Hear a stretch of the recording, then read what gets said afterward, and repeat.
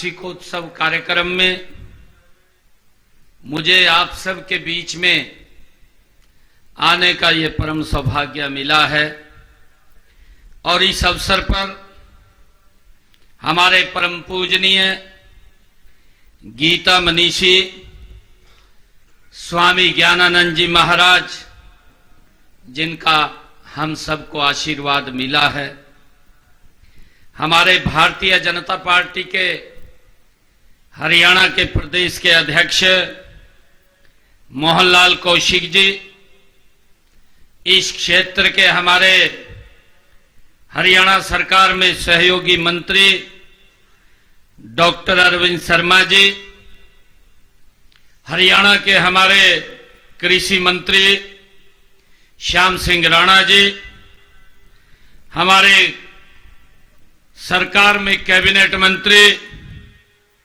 कृष्णलाल कुमार जी, हमारे कैबिनेट मंत्री रणवीर गंगवा जी और हमारे गौशाला भटगांव के प्रधान अनिल दहिया जी, हमारे विधायक सोनीपत निखल मदान जी, हमारी विधायिका राई श्रीमती कृष्णा गहलोत जी, हमारे गन्नौर के विधायक देवेंद्र कादियान जी, हमारे खरखौदा के विधायक पवन जी, गौ सेवा आयोग के चेयरमैन श्रवण गर्ग जी, सोनीपत के मेयर राजीव जैन जी और हमारे जिला के अध्यक्ष विजेंद्र मलिक जी,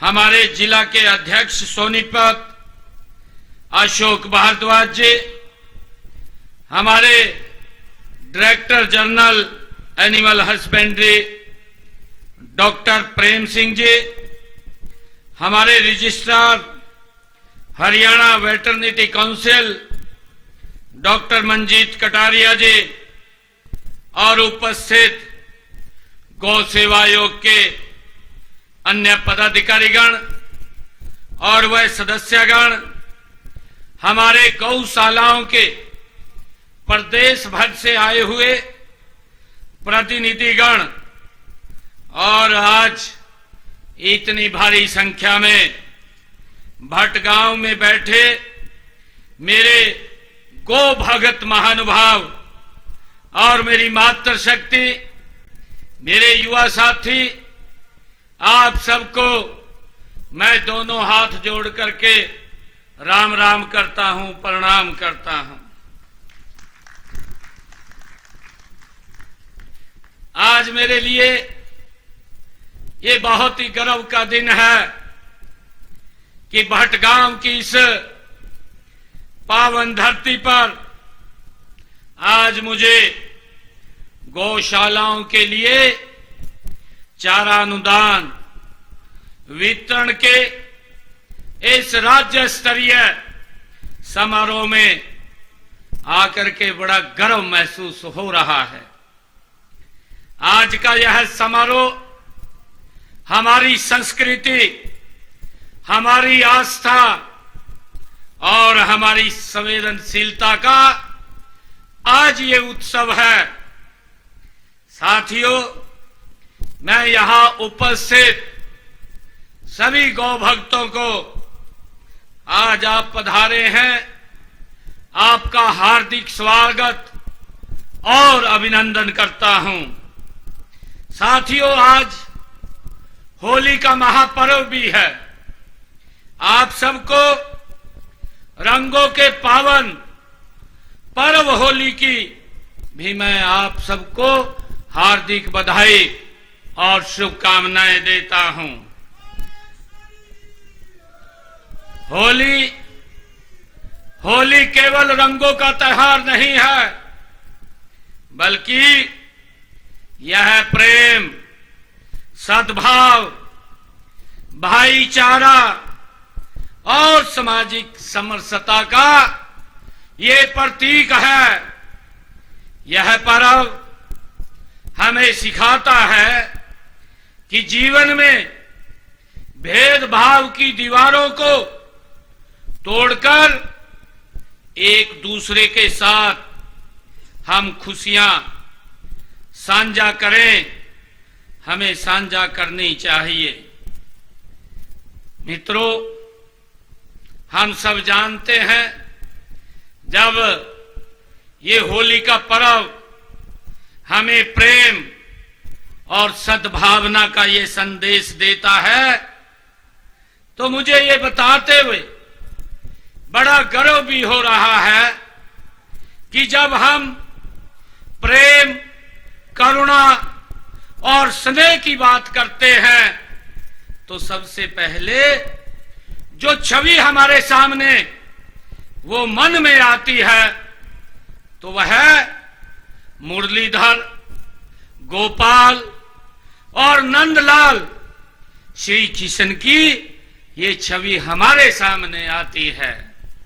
साथियों, श्री कृष्ण का जीवन हमें सिखाता है कि सच्ची महानता सच्ची शक्ति नहीं है, बल्कि संवेदनहीनता में ही। ये द्वारका के जो राजा भी थे, लेकिन उनका हृदय हमेशा वृंदावन की गलियों और गौ माता के बीच उनका समय बीतता था। साथियों, कृष्ण को गोपाल इसलिए कहा गया क्योंकि वो गायों की वो सेवा करते थे। उनके लिए गौ माता केवल एक पशु नहीं, बल्कि वो उनके परिवार का एक हिस्सा थे। साथियों, जब जब गाय पर संकट आया, तब तब भगवान श्री कृष्ण ने उनकी रक्षा की है। साथियों, श्री कृष्ण का गौ माता के प्रति प्रेम हमें यही सिखाता है। हमारी पौराणिक परंपरा में होली का भी विशेष महत्व है। हम सब जानते हैं कि प्रहलाद की भक्ति और होलिका का दहन की कथा भी हमें यही संदेश देती है। साथियों, सत्य और धर्म की सदैव विजय होती है। यह पर्व हमें सकारात्मकता, सेवा, समर्पण की भावना को और सुदृढ़ करने का ये अवसर भी देती है। साथियों, मेरा परम सौभाग्य है कि इस पावन दिवस पर मुझे गौ माता की सेवा का आज ये अवसर मिला है। आज मैंने सोनीपत जिला की 27 पंजीकृत गौशालाओं के लिए 5 करोड़ 60 लाख रुपए के अनुदान चारा राशि आज देने का यहां से काम करेंगे। और साथियों, अगर मैं बात पूरे प्रदेश की करूं, पूरे प्रदेश के आज हमारे बीच में गौ प्रेमी, गौशालाओं के प्रतिनिधिगण 602 पंजीकृत गौशालाओं के प्रतिनिधिगण के लिए आज पूरे गौशालाओं के लिए हरियाणा सरकार आज 68 करोड़ 34 लाख रुपए की चारा अनुदान राशि आज देने का काम करेगी। साथियों, मैं ये भी बताना चाहूंगा कि हमने पंजीकृत गौशालाओं को पिछले 11.25 वर्षों में सिर्फ चारे के लिए, गौ माता के चारे के लिए 457 करोड़ 41 लाख रुपए की राशि अनुदान के रूप में देने का काम किया है। साथियों, आज की राशि मिलाकर के अगर हम बात करें तो 525 करोड़ 75 लाख रुपए का ये अनुदान राशि दी जा चुकी है। साथियों, हमारे देश में गाय माता आदि काल से ही पूजनीय है। पौराणिक कथाओं के अनुसार गाय माता में सभी देवी देवता निवास करते हैं। हम सब इस बात को जानते हैं। साथियों, गौ माता को आध्यात्मिक और दिव्य गुणों की स्वामिनी भी कहा गया है। कहा जाता है कि देवताओं और असुरों के बीच हुए समंदर मंथन से निकले 14 रत्नों में से एक कामधेनु गाय वो थी। साथियों, हम सब जानते हैं गौ सेवा, गौ पालन और गौ रक्षा किसी न किसी रूप में हमारे धर्म ग्रंथों में उसका उल्लेख मिलता है। वेदों में गाय की महिमा का व्यापक रूप से वर्णन मिलता है। हमारे यहाँ गाय को माता का दर्जा दिया गया है। साथियों, गाय के इसी महत्व को देखते हुए धार्मिक एवं सामाजिक संगठनों द्वारा गौशालाओं की स्थापना पर बल दिया गया है। हमने भी गौशालाओं के विकास, गौवंश के संरक्षण और प्राकृतिक कृषि को प्रोत्साहित करने की दिशा में हरियाणा सरकार महत्वपूर्ण कदम उठा रही है। साथियों, कल ही मैंने 2026-27 का बजट पेश किया है। आप सबको ये जान करके खुशी भी होगी कि इस बजट में मैंने 7 नए राजकीय पशु औषधालय खोलने का प्रावधान भी किया है। साथियों, इनमें मुसनौता, नांगड़ जाट और शिव गौशाला मतलौडा, मोरखेड़ी, बैलोली, दहिमन और गौभ्याण नैन ये शामिल हैं। और इनके अलावा मैंने कारियादो, डोंडवा, मोहम्मदपुर अहिर और ममरिया आसमपुर में 4 नए राजकीय पशु चिकित्सालय खोलने का भी उसमें घोषणा की है। हमने प्रावधान किया है। साथियों, मैं ये भी बताना चाहूंगा कि वर्ष 2014 तक हरियाणा में 215 पंजीकृत गौशालाओं में 1,75,000 गौवंश था। लेकिन इस समय इन 11 वर्षों में आज हरियाणा प्रदेश के अंदर 697 पंजीकृत गौशालाएं आज हो गई हैं। साथियों, इनमें लगभग 4 लाख से ज्यादा बेसहारा गौवंश का पालन पोषण आप सबके आशीर्वाद से हो रहा है। साथियों, मुझे खुशी भी है आज आपको बताते हुए कि एक समय था जब गौशालाओं के लिए मात्र 2 करोड़ रुपए का बजट होता था। आज मुझे खुशी है, आज हमने गौ माताओं के चारे, उनके संरक्षण, उनके शेड बनाने या अन्य व्यवस्थाओं के लिए 600 करोड़ रुपए का प्रावधान किया है। कहां 2 करोड़ रुपए, कहां 600 करोड़ रुपए। महाराज जी अभी आप सबसे बात कर रहे थे, परम श्रद्धेय स्वामी ज्ञानानंद जी महाराज, वो पूछ रहे थे कि अब गौ माताओं की रक्षा सुरक्षा के लिए सरकार गति से आपकी तरफ हाथ बढ़ा रही है ताकि गौ माता को कोई परेशानी, कोई दिक्कत ना हो। साथियों, मैंने पंजीकृत गौशालाओं में से 330 गौशालाओं में सोलर ऊर्जा प्लांट लगाए गए हैं। और अब जो ये बजट मैंने जारी किया है, इस बजट में प्रावधान किया है 26-27 में प्रदेश की सभी पंजीकृत गौशालाओं को सौर ऊर्जा आधारित परिसरों में परिवर्तित कर दिया जाएगा। ये मैंने इसमें प्रावधान किया है।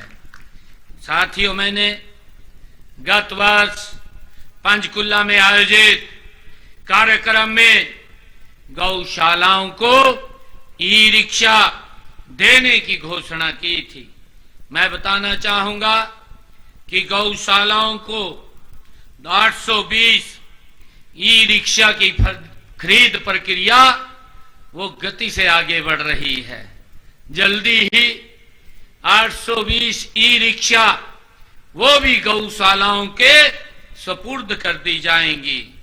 साथियों, हमने गौशालाओं में 2 रुपए प्रति यूनिट की दर से बिजली उपलब्ध हमारी सरकार करवा रही है।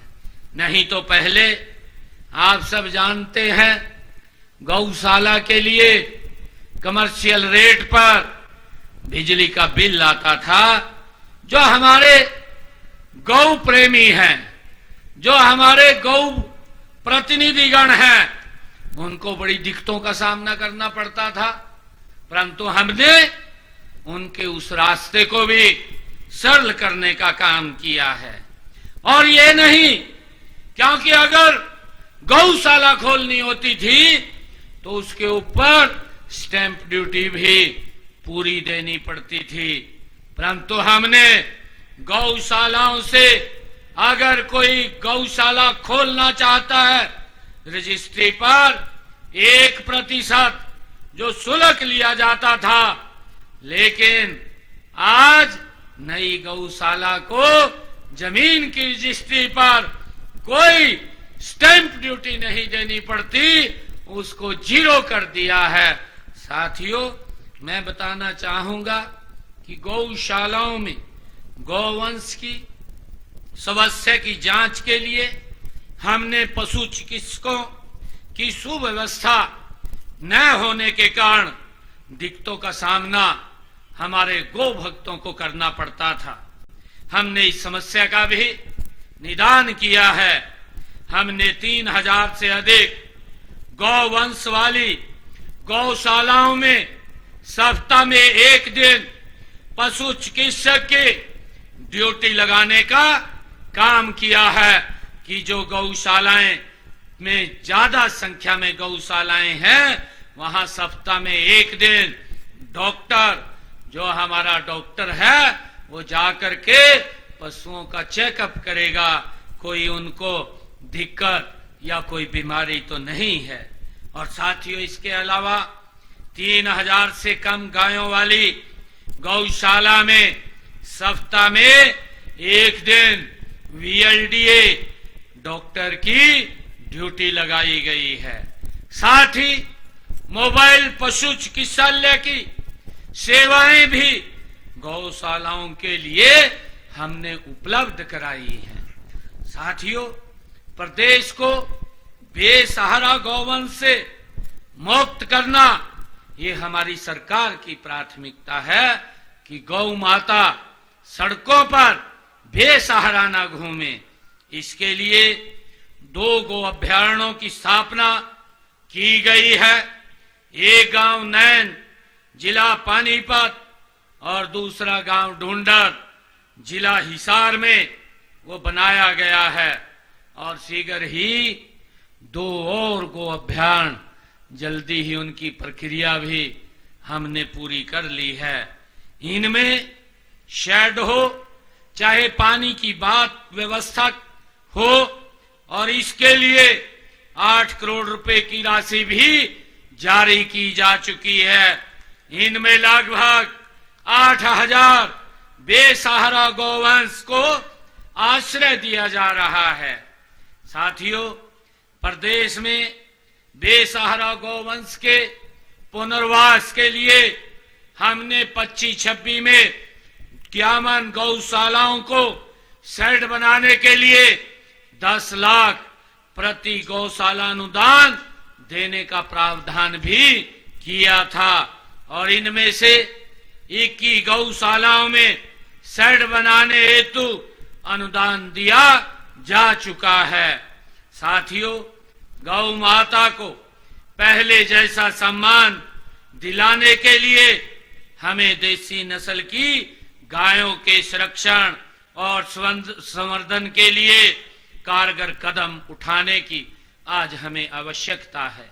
साथियों, इस दिशा में कदम उठाते हुए माननीय देश के यशस्वी प्रधानमंत्री आदरणीय नरेंद्र मोदी जी ने देसी नस्ल की गायों के संरक्षण और संवर्धन के लिए राष्ट्रीय गोकुल मिशन लागू किया है। साथियों, देसी नस्ल की हरियाणा साहिवाल बेलाही गायों के गौपालकों को दूध उत्पादन की क्षमता के अनुसार 5,000 से 20,000 रुपए तक प्रोत्साहन राशि भी दी जाती है। साथियों, हम गौशालाओं में आश्रित गौवंश की नस्ल सुधार के लिए भी हमारी सरकार प्रयास कर रही है। साथियों, मैं ये भी कहना चाहूंगा कि हमने सड़कों पर बेसहारा घूम रही बेसहारा गौवंश को पकड़कर अपनी गौशाला में लाने पर गौशाला को 300 रुपए प्रति बछड़ा बछड़ी, 600 रुपए गाय और 800 रुपए प्रति नंदी मानदेय देने का ये प्रावधान भी किया है ताकि कोई गौ माता वो सड़कों पर बेसहारा न घूमे। साथियों, और इसके लिए मैंने इस बजट में 4 करोड़ रुपए का स्वीकृति भी देने का काम ये हमने किया है। साथियों, हरियाणा सरकार गौशालाओं को आत्मनिर्भर बनाने के लिए व्यापक प्रयास किए जा रहे हैं। साथियों, गौशालाओं के गोबर और गौमूत्र से प्राकृतिक फिनाइल, फास्फेट से भरपूर जैविक खाद, गोबर के बर्तन, गोबर से प्राकृतिक पेंट और गमला, दिया, धूप, साबुन और अन्य उत्पाद भी बनाए जा रहे हैं। साथियों, हमने पंचगव्य उत्पादन के लिए गौशालाओं की मांग के अनुसार आवश्यक मशीनरी की खरीद के लिए मदद भी दी जा रही है। साथियों, गाय के गोबर से डंडे, धूप बत्ती और उपले, गमले की मशीन या गौमूत्र को गोवर्क, गोनाइल आदि बनाने की मशीनों पर 101 गौशालाओं को अनुदान राशि भी देने का काम ये हमारी सरकार ने किया है। साथियों, पंचगव्य आधारित उत्पादों पर अनुसंधान और विकास के लिए हरियाणा गौ वंश अनुसंधान केंद्र सुखदर्शनपुर पंचकुला में स्थापना की गई है। साथियों, हमने यहां तक नहीं, हमने गौ माता की रक्षा सुरक्षा के लिए एक सख्त कानून हरियाणा की विधानसभा में पारित किया है। हरियाणा गौ वंश संरक्षण व गौ संवर्धन अधिनियम 2015 उसको लागू किया है। साथियों, इस कानून में गौ हत्या करने वाले व्यक्ति को 10 वर्ष तक कारावास तथा अवैध गौ तस्करी करने वाले व्यक्ति को 7 वर्ष तक कैद का प्रावधान हमने इस कानून में किया है।